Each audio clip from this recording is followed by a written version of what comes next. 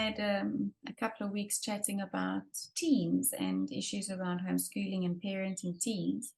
And this is going to be our last chat. And you and I were just bouncing off some things that we often say to our young adults about the future then.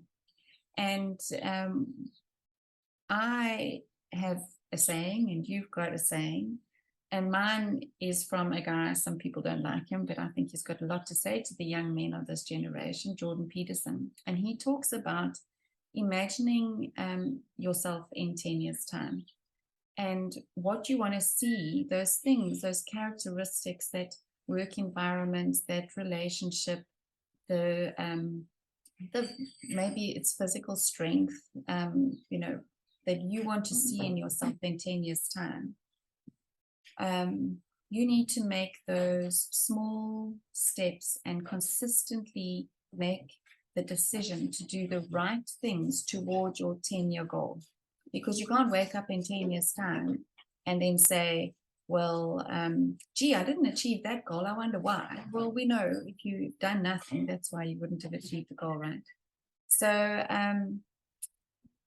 the principle is, and what I often talk about with my children, is making decisions today for the future you.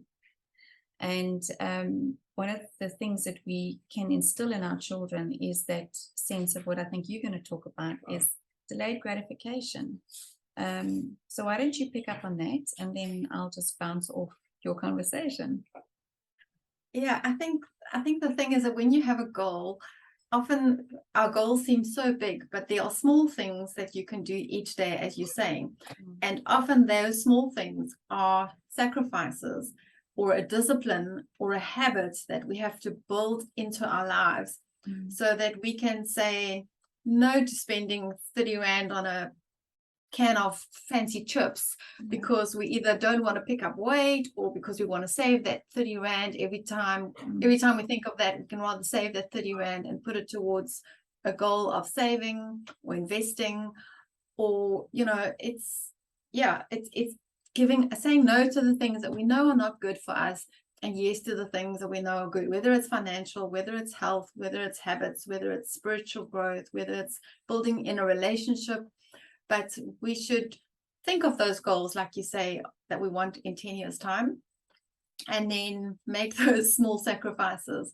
But it's hard because we do live in this world where the media shouts at us, have it now, buy it now, and they offer you credit cards and all these kind of things. And I'm not saying you can't have a credit card. I think you can't survive nowadays without one because everything's online payments and things. But to govern your spending, you've got to have discipline. And those are the life skills actually that we're building into the characters of our children. And just as I'm chatting with you now, I'm thinking, yes, there's a lovely context of when you see your kids lazing around, watching YouTube and gaming, you can say to them, how is this going to help the you in 10 years' time? And they'll probably think of some smart answer. Yeah. But any bad habit that you see in your child, you can challenge them. Is this going to help the you, the future you? I like that future you thing that you've got with your kids. It's a catchy phrase. Yeah, he goes on to say that instead of avoiding the things you should do, what would happen if you actually did them every day?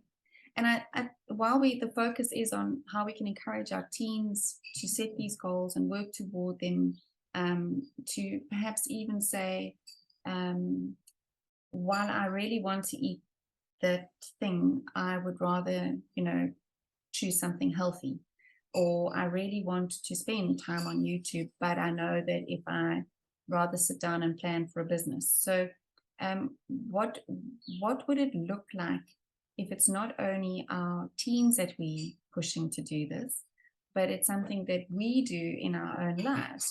Just because you're 50 now doesn't mean that you don't have goals for when you're 60, and when you're 60 you're not going to have goals when you're 70.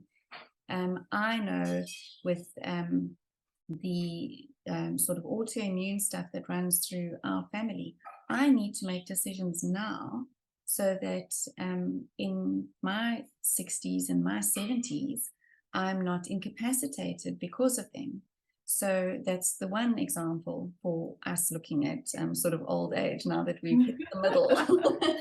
But other things, if I want to grow vegetables, well, there's work that goes into that. If I want to grow in the knowledge of the word, there is a discipline that comes along with that. So this is not something that we just want to chuck at our kids and say, okay, well, you got to do this. Let's practice it in our own lives so that we can come alongside our kids and say, well, this is how it worked for me. And I had to deny myself. I really didn't want to do that thing, or I would have preferred to do this. But that compounding effect of doing that same thing every single day, developing those habits, like Charlotte Mason says, laying down the rails so that we reach that goal.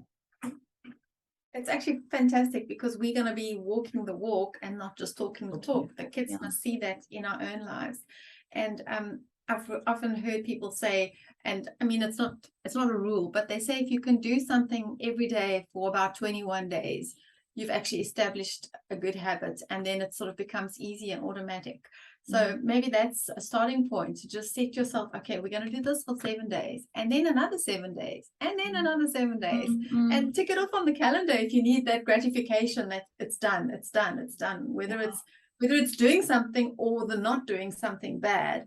But mark it and track it, and set that new habit in your life or your family's life, and see where it takes you. In 10 years time, you might look back and see you've come a long way. And I think, to summarize it, he's got a question that he says that you should ask yourself when you're feeling a little weak in your will. And he says, where will my life be in a decade if I continue with this pattern of behavior? So that feeds into the positive and the negative. So maybe we should put that up as a quote sometime. But good one.